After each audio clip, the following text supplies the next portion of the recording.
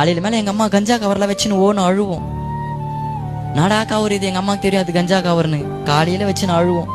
பொய் சாட்சிக்காரன் ஆக்கினிக்கு தப்பான். ஆணுடைய வசனத்தை சொல்லும் போது பொய் சொல்லுவோன்னு நீங்கள் நினச்சிங்கன்னா அது உங்களோட போட்டோம். காலையில் கஞ்சா கவர் வச்சுன்னு எங்கள் அம்மா அழுவாங்க. நைட்டு வந்து நான் போதையில் அப்படியே படுத்துருவேன்.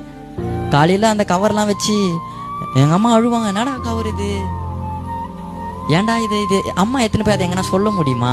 பையன் வேற ஏதாச்சும் தப்பு பண்ணால் பக்கத்து வீட்டில் போய் சொல்லலாம், இவன் வந்து இந்த தப்பு பண்ணுறான், கொஞ்சம் பேசுங்களேன், என் சித்தப்பா ஊழியர்கள்லாம் அவர்கிட்ட சொல்லலாம், நம்ம பையன் இந்த மாதிரி பண்ணுறான், கொஞ்சம் பேசு அப்படின்னு பேச வைக்கலாம். ஆனால் கஞ்சான்னும் போது அது யாருக்கிட்டையும் சொல்ல முடியாது. எங்கள் அம்மா போயிட்டு யாருக்கிட்டனா சொல்லி அவங்க என்னை பிடிச்சி குத்துட்டா எங்கள் அம்மாவுக்கு அந்த பையன் யாருக்கிட்டையுமே சொல்லாமல் அந்த கஞ்சா கவரை வச்சுன்னு அழுவாங்க.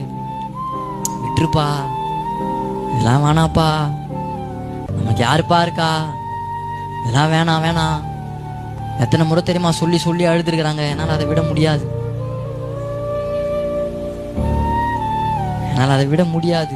அப்படிப்பட்ட பையன் இன்னைக்கு கிறிஸ்துவ பிரசங்கிக்கிறேன்னா இதுக்கு மேலே என்னுடைய சாட்சியை சொல்ல என்னால் முடியல. இதுக்கப்புறம் எதை சொல்றதுன்னு எனக்கு தெரியல. எதை பேசணுமோ அதை பேசிட்டாரு.